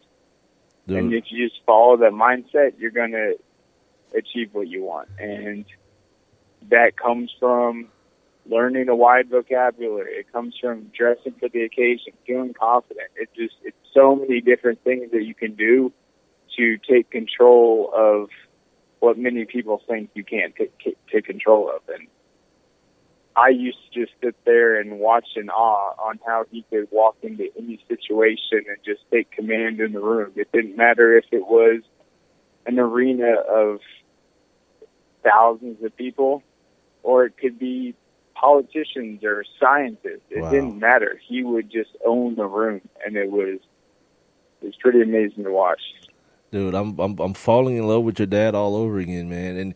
And in such an eloquent way. He says something that I say all the time, man. And I always talk about how idiots get to run the world, because like every time you see a commercial with like a Fiat jumping over a moving train at the bottom, they have to put do not try this at home or something like that, professional driver or something crazy like that, because like you said, rules are for idiots. People who can't understand, maybe I shouldn't go get in my compact car and jump over a moving train. I got a couple things left here for you, man. I definitely 100% appreciate your time. Here's what I'm curious about. The Hall of Fame. Are they going to put one of his suits in to the Hall of Fame? Is that how that works? They're going to put a suit up of him? Or not of him, but one of his suits up in the Hall of Fame? The Atlanta Sports Hall of Fame? Yes, sir. I don't think the Atlanta Sports Hall of Fame has a building. That's the only thing. It's more of just an annual event. Hey. But the Basketball Hall of Fame, I know they already have. I think they already have a couple suits there. But I mean, that's just the main thing. What do you do with all his suits? And I've been asked a million times. I have 400 text messages on my phone right now because for the last 2 months, all people have been asking for is pocket squares and suits to raise money. And it's honestly, it's a very personal thing. And I have a family that, I mean, my dad got remarried. I'm kind of doing my own thing. It's just these suits. It's a big deal. Yeah. And I want to make sure that they have the most impact possible. And early in his career, he used to just donate them to Goodwill. He would just wear a suit, take a huge carload, and just dump off his Wait, I heard a story that these were like Versace suits. He was like taking Versace suits to the Goodwill. Goodwill. He did not care. My man. He did not care. I don't know who needs a green suit. But that dude is awesome, man. That dude, man. Someone who showed up at the right time. And so that's just the thing. It's just what I want to hold off and just what is the best thing to do with them. And I just think there's a lot to do. I mean, there's hospitals that maybe just seeing the Craig Sager suit will make someone's day. Right. And maybe you can donate it. So we're just trying to find out. I don't need 100-something suits. I might pick out a couple that were my favorite. I'll hold on to those, but I try to get in my head, what would he have done? Yeah. And so when I find that out, we'll definitely get those suits out. My man, last thing I got for you, and I want to find out what's going on with the Sager Strong Foundation. I'm sorry, because I was saying for like a couple of weeks now, I want to attach my show to something that I believe in and something that means something to me, something that's personal. And for whatever reason, it didn't even come to mind. And after seeing whatever that was they were doing at the Allstar game, they raised a bunch of money for Sager Strong on Saturday, but the way they did it was real. Like, it got weird after a while. But what's going on with the Sager Strong Foundation? How can people get involved with it? How can I get involved with it? All those type of things. Right now, you can go to SagerStrong.com. I'm trying to get involved with it too, though. Wait, what do you mean? What do you mean you're trying to get involved with it? Your name is Craig Sager. I know, right? No, that was my dad's stepmom thing, and I was obviously busy and working like crazy the last couple of years. I mean, didn't even just write his book. I wrote a Falcons book with Arthur Blank. I've been on straight grind mode. So the Sager Strong Foundation, obviously, it's almost overwhelming. You have Mark Cuban writing checks, and just these giant checks. It's raised so much money, and right now it's directly linked 100% goes straight to MD Anderson research, which is huge. Awesome. But obviously there's so many leukemia foundations that want to get involved. And so when I say I'm not sure what's going on with it, that's just because I recognize the potential. And I think it's so important with this disease and with this next generation to realize that someone is going to have to save themselves and not rely on the younger generation to do it. Wow. And I donated bone marrow to my dad twice. I saw him go through 3 of them. I saw him do 70 different chemos, and I still don't understand this disease. And so I think that cancer is not this mysterious crapshoot anymore. It's something that if you have a family, it's going to happen to someone. Right. And so I want this younger generation to realize the more you know and the more you prepare yourself, the better chances you have, to find solutions. And this Cancer Moonshot project is huge. It's how do you do 10 years of progress in 5 years?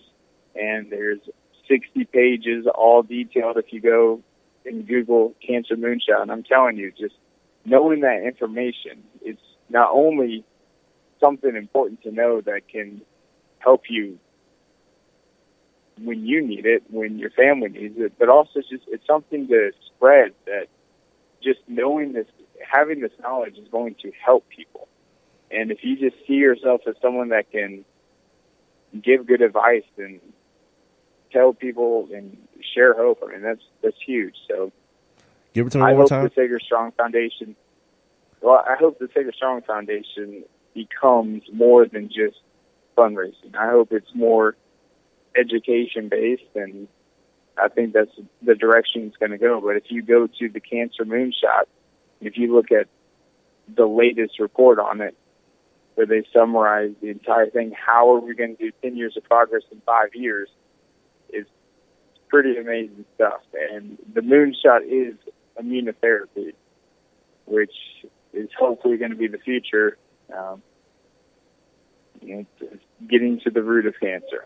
Wow. Man, you don't know how much she was right. Yeah, you don't know how much I appreciate you doing this, man. We're going to have to do it again and talk some sports next time, though. But I definitely appreciate you sharing your dad with me for a little while tonight, and I feel like I know who Craig Sager Sr. Is it senior if you're the second? Is it still senior for him though? How does that work? he would hate if you called him Senior. Oh, well, Craig Sager then. Craig Sager the second. My man, the moon. You want to call me Little Craig, and I would hate that too. Yeah, you're an adult. You're a grown man. I'm not gonna call you little anything. Exactly. It's already hard enough for people calling me Big Mike, so I'm not gonna bestow Little Craig onto you. But I definitely appreciate you joining me. Is it Cancer Moonshot? SHOT? Yeah, the Cancer Mission. That's Joe Biden. Big event. Oh, our guy Cancer Joe. Moonshot is just how are you going to do 10 years of project, 10 years of progress in 5 years? And it's detailed. It's everything from how are hospitals going to share information, how are patients going to be able to go from one hospital to another, how are they going to use the clinical trials to collect all the research. I mean, it's really detailed, but 60 pages and you will become an expert. I'm on it, my man. As soon as I'm done at 9 o'clock and I'm on it, me and my wife are going to sit down and dig through that, man. I appreciate you taking the time out, Craig. Have a good one, brother. Awesome. Have a good one. Thank you. That's Craig Sager the second. Man, that dude's dad is awesome, dude. That dude's dad was sending him as a teenager to talk to grown ass women. God, man, that dude hit the lottery dad wise, man. My dad, damn it. I feel like I'm gonna call my dad after the show and just tell him I'm mad at him for no reason. He's not gonna know why. I'm just gonna tell him I am. I don't know how much you guys got out of that, but I got a lot out of it, man. I really did. I appreciate him so much for sharing that with us. The book, by the way, Living Out Loud, Sports, Cancer, and the Things Worth Fighting For. As you heard him mention, he also co-wrote a book with Arthur Blank, The Atlanta Falcons, the first 50 years. I'm not sure if it has the the final chapter as far as Super Bowl L.I. went, but go and check this out. I'm gonna get this the book he wrote with his dad, and I'm also check out my man Craig Hodges' book as well. I'll be back to close out the show. I got a couple things I want to get out the way real quick. I don't know how I'm gonna do it now because I'm kind of in a different place right now, but I'll make the attempt right here on the One Mic with Big Mike show. I have one question for you. Do you or someone you know run a business that could benefit from additional exposure? The One Mic with Big Mike show is currently taking on new sponsors and advertisers. One Mic with Big Mike is currently syndicated across 8 different online platforms, and your company's name could be heard and seen across all 8 as well. Let's get to work. Please send all inquiries to Mike at onemicwithbigmike.com. Thank you for listening. Thank you for your continued support. All I need is one mic. Dave, what are you doing? Just sending a gift to Dave 2037. Who? Me in the future. I save a little money from every paycheck as a gift to Dave 2037, so he can spend it on things like anti-gravity boots or a hologram Doberman, something cool like that. I think Dave 2037 deserves it. He worked hard. What are you getting Steve 2037? I guess I was thinking Steve 2037 would just fend for himself. Well, all right, but don't expect to be borrowing my anti-gravity boots. You want to have money in your future? You got to start saving now. Putting some money from every paycheck into a savings account or contributing to your 401k can make a big difference later. Put away a few bucks, feel like $1 million. For free ideas and easy ways to save, go to feedthepig.org. That's feedthepig.org. Hey, let's just hope Steve 2037 doesn't get his hands on a cold time machine, because he is going to come back here and knock some sense into you. This message brought to you by the American Institute of Certified Public Accountants and the Ad Council. And now back to One Mic with Big Mike. And here we go!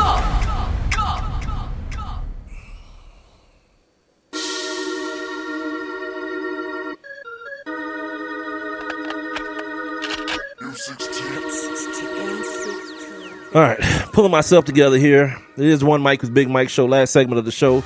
Appreciate you guys and girls for joining me here on a Monday, man. Spreaker.com, the Spreaker app. Tune in, and of course, the One Mic with Big Mike.com website is being heard. The show can also be heard on demand. If you want to check it out then and share it with your friends and tell your friends all about the One Mic with Big Mike show, they can hear it on all the platforms I've already mentioned, as well as on iTunes, iHeartRadio, Stitcher, Google Play Music, and YouTube. You can only get the audio on YouTube right now. Something's been going on with my YouTube streamer, and it's pissing me off. Make sure you guys Like my Facebook page, One Mic with Big Mike, spelled the number 1, MICWITHBIGMIKE. Same handle for my Twitter and my Instagram. You guys can check out the hashtag, put it on the poll questions. I'll give you guys the latest updates on those here in just a second. Also, if you want to text the show, do so at 404-902-8104. You can also jump inside my live and interactive chat room.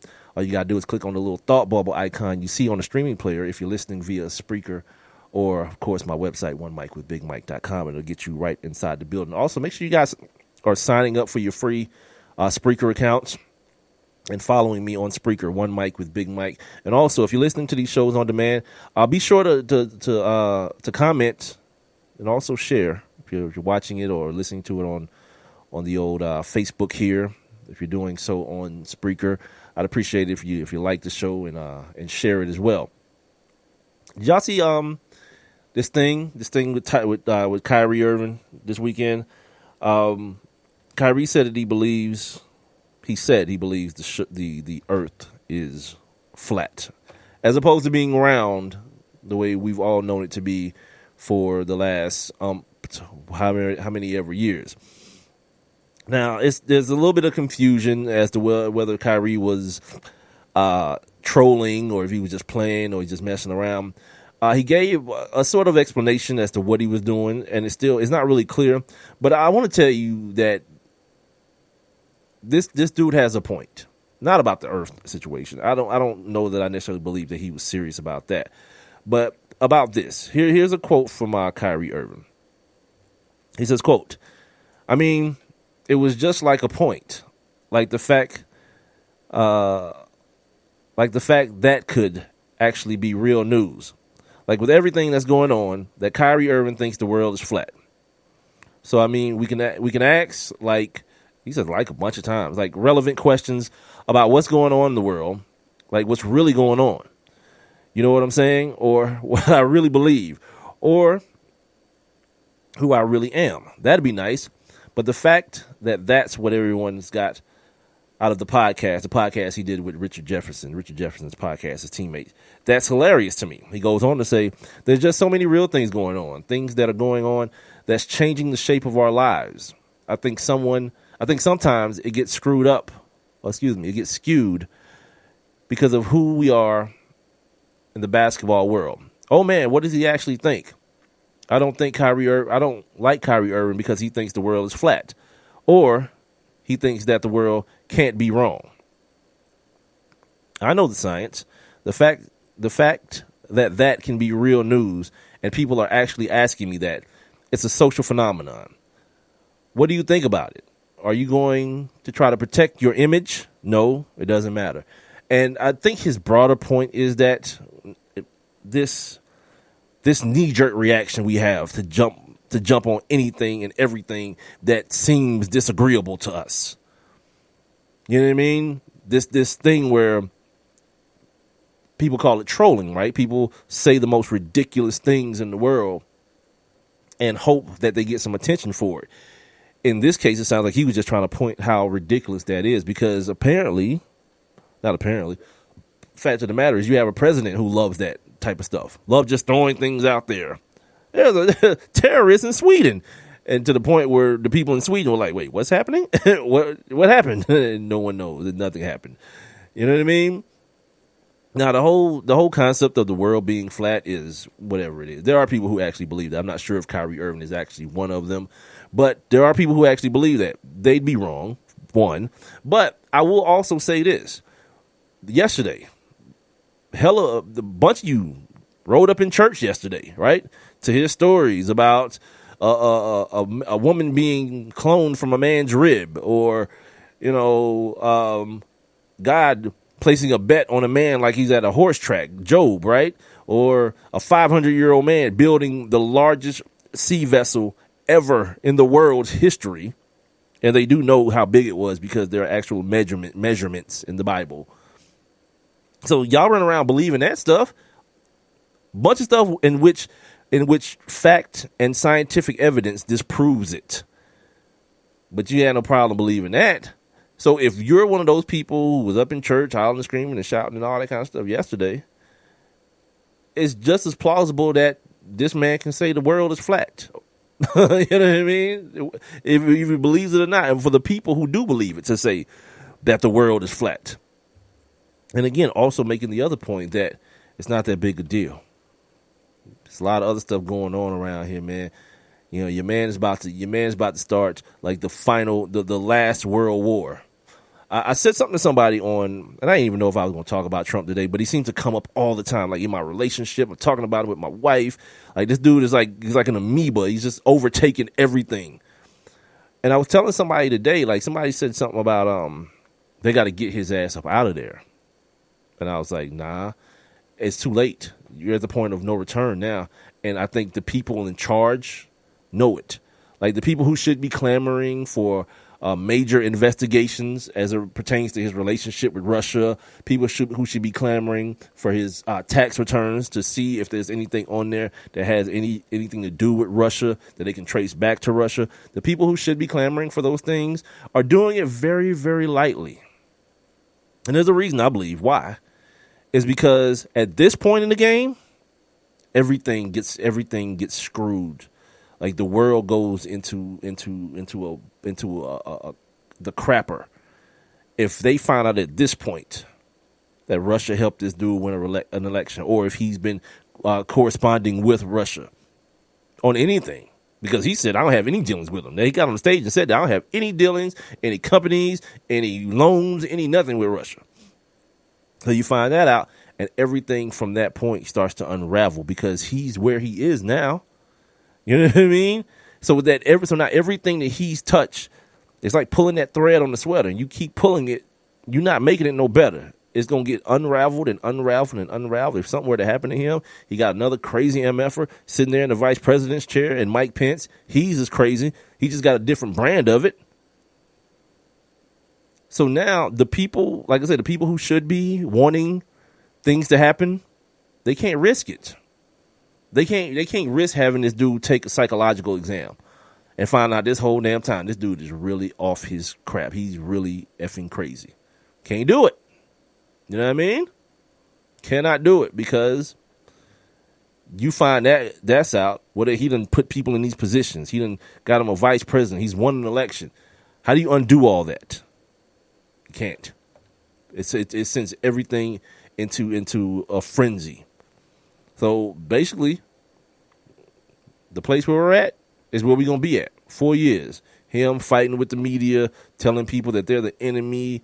And then these people who actually believe that that's a thing.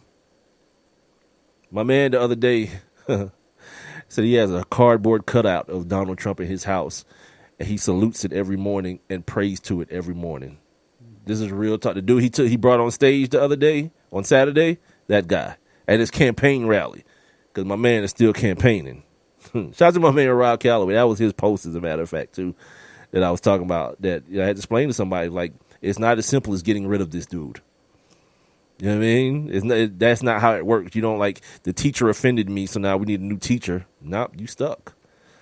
Let's see what else we got here that I wanted to make sure I got through. This Boogie Cousins thing is interesting. And some other moves that we might see by Thursday. Jimmy Butler, the Celtics, looking to maybe acquire Jimmy Butler, shooting guard for the Chicago Bulls. They got a bunch of stuff. They got player stash. They got picks. They got young cats. They got stuff to offer people up. But they got a bunch of money. So if they don't get Jimmy Butler, they can do the same thing they did with Al Horford. You know, they wanted Al Horford last year. The Hawks said, you know what, we want this for Al Horford. They was like, yep, too rich for our blood. Waited for Al Horford to become a free agent and was like, yep, come get this money, Al. Let's go. And that same thing can't happen with Jimmy Butler, obviously, because he's under contract. But they can go fishing in the free agency market again this year and pull out some big fish if you're the Celtics. Now, as far as Chicago is going, they got to figure out if they want to go ahead and just bust that thing down and rebuild it. You know, and that will be the first step to it. They want that New Jersey Nets pick from all the way back when KG and Paul and them cats went to Jersey, or excuse me, went to Brooklyn. I keep saying Jersey. Went to Brooklyn.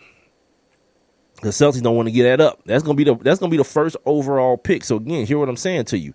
You don't get Jimmy Butler But then you end up with the first overall pick. You got a bunch of cats. You got a nice little draft from what I'm understanding, from what I'm hearing.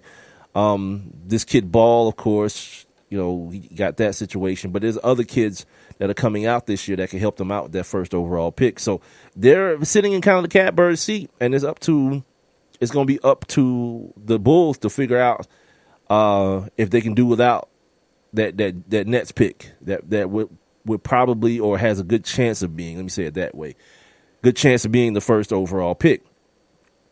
I can talk more about this Boogie Cousins, Anthony Davis thing probably on Wednesday, because I think it's going to materialize a little bit more, because the conversation has already started about how they're going to coexist, and that whole thing that the media loves to do. You got to have a black hat and you got to have a white hat, right? You got to have a good guy and a bad guy. And of course, this one already cast itself, so they're chomping at the bits for this one. And the other thing I thought about too, when I was reading the stuff about the Celtics, and after what the Toronto Raptors did in acquiring Serge Ibaka, I want to revisit something. LeBron crying, LeBron don't want to compete. All you folk that was siding with dumbass Charles Barkley, do you understand who understands the temperature of what's going on around him? Like, everybody else is not standing still. They making moves, and the moves that they making is for one express purpose: to knock this dude off, to knock the Cavaliers off. The Celtics are in striking distance of that number one seed in the playoffs. That's why they want to go get Jimmy Butler this year, because the kind of the blood's in the water with Kevin Love being hurt. The blood's in the water, man, and these cats want to overcome, at least give themselves a fighting chance in the playoffs where they have home court advantage over the Cavs. Still don't mean, man for man, everybody healthy, they can beat them, but you get a better chance, man, when you're playing 4 out of the 7 at home if it ends up going 7. And but here's also the foolery about this whole situation too. The other day I was talking about how LeBron has figured out a way to just be like, look, man, I want this. I have the power. This is what I want. JR want money. Tristan want money. Let's go. Run it. Run the pockets, Dan Gilbert. And like at some point, this billionaire rich white boy is going to tell LeBron to go F himself. I mean, and I remember I went back through my notes. I keep all my notes, right? So I went back through my notes because I remember reading something about the Channing Frye deal when they signed Channing Frye. And the Channing Frye is costing Dan Gilbert $32 million. You say, how the hell is that a thing? This is how that's a thing. Because for every $1 over the salary cap, the luxury tax, Dan Gilbert is paying $4. $4 to every $1 he's paying in luxury tax. So they have this trade exemption that they can go out and probably get a guy like Jameer Nelson. I think Jameer Nelson's playing for the Nuggets now, if I'm not mistaken. Jameer Nelson's making somewhere around right under $5 million. Well, it's going to cost him $13 million for Jameer Nelson. $13 million. And I look, I'm all about it, LeBron. LeBron don't give a damn. It ain't his money. You know what I mean? It ain't his money, but at a certain point, like Dan Gilbert's going to tell this dude to go F himself. You want to leave again? Be my guest, cuz I got my ring out of the deal. Run it. Let's go. Like the same thing at one point where, remember Jerry Krause and the Cats in Chicago did that with Michael Jordan. When Michael Jordan was like, either Phil comes back, well, if Phil leaves, I'll leave too. Phil got on his damn Harley and left, and Mike retired. He left. You know what I mean? Scotty ended up his ass in Houston somewhere. Yeah, he tried to pull that move on them boys in Chicago, and they was like, yep, we got what we wanted out of you. 6 of these joints? Yeah, what's the difference between 6 and 8 to some owners? They don't care. And that building's been sold out ever since then. Through the Jay Williams years, through the Randy Brown years. It's been sold out since then. So, yeah, pretty cool return on investment. I already talked about the Reeves situation. Derek Lewis. Before I leave, this is going to be the last thing, and then I'm going to get up out of here for the night. Derek Lewis, UFC fighter. My man beat up Ronda Rousey's boyfriend. He's an MMA fighter as well, but if you remember him, he had a domestic, he was accused of domestic violence, and it was one of those things where people was like, what, how? because remember Ronda Rousey was always coming at Floyd because of his past with the same thing, but she finds herself with a dude talking about she want to have babies by this dude that is, in the same neck of the woods as far as, being a man who likes to put his hands on women. So this kid, Derek Lewis, beat him up, in the ring. He beat him up in the ring. But the crazy part is, I'm looking at these highlights. My man gets kicked in the stomach. He started holding his stomach like you hold it if like your rib got broke or something, but it wasn't around the rib. And he's not a small dude. He's a husky fella. He's holding his stomach. And one of the reporters at the press conference after the fight asked this dude, like, why was you holding your stomach like that? Did it really hurt you that bad? My man said he was trying not to doodle on himself. He said he was trying to control his breathing and not doodle on himself at the same time because he knows the internet is a savage place to do something like that in that particular space. So my man said, like, how did you relieve it? He said, man, I just let out I just let out a little poop and calm myself down. Like that's one of the like crazy things, like your adrenaline pumping and you gotta, like, you think it might be a fart, but it might be doo-doo. And the last thing you trying to do in that situation is shart yourself. Yeah, man. He took a calculated risk even. Like, you fighting a dude. And it's crazy that, sometimes you see a dude getting beat up and you're like, man, he itched on that dude. And he might have literally itched on him had things gone a different way, man. That's a bad, like, I think you got to kind of forfeit. I mean, good for him that he didn't. He persevered through it. But if it's me, like, cuz I've been in Walmart before, but like stuff all in the buggy and that feeling just hit your ass, you start sweating and bounced. Just left the buggy there and just like did like 110 to the crib. My man was in a UFC fight, a professional like fight where they can kick. And I imagine that you kick somebody, that make your joint open up. Yeah, man, that's a bad. Whoa, shout out to him for that, man. That's some sphincter control. Let me make sure. What did I write this for? Big Little Lies. The thing on HBO yesterday.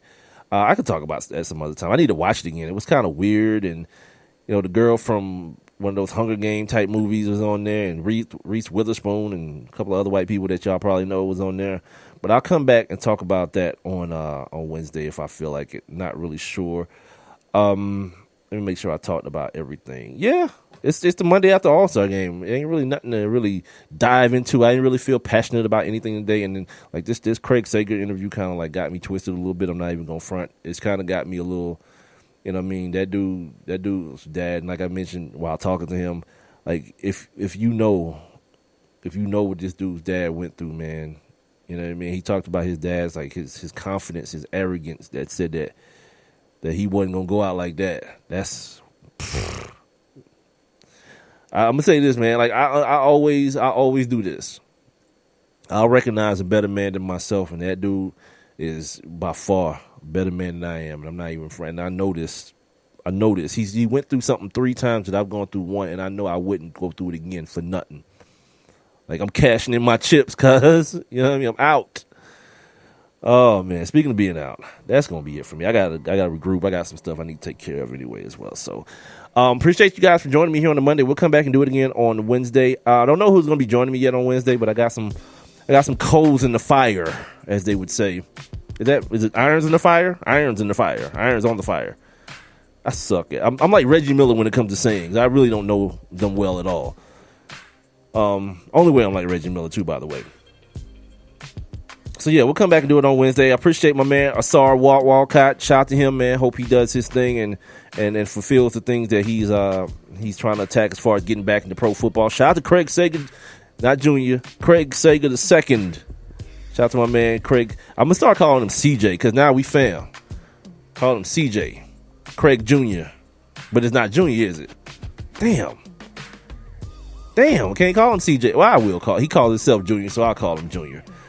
Anyway, man, it's gonna do it, man. Thank you guys for letting me be a part of whatever you got going on right now. I am No Dose. Appreciate you for hanging out, brother. I gotta get in contact with my intern. I haven't heard from him. Anyway, man, that's gonna do it. Wednesday it is, man. Hump day. I'll be back. Spreaker.com, the Spreaker app. Tune in. One Mic with Big Mike, iTunes, iHeartRadio, Stitcher, Google Play Music, and YouTube. Catch the show on demand if you missed it live or if you missed any portions of it live. I invite you to check it out on demand. Till then, holla at your boy.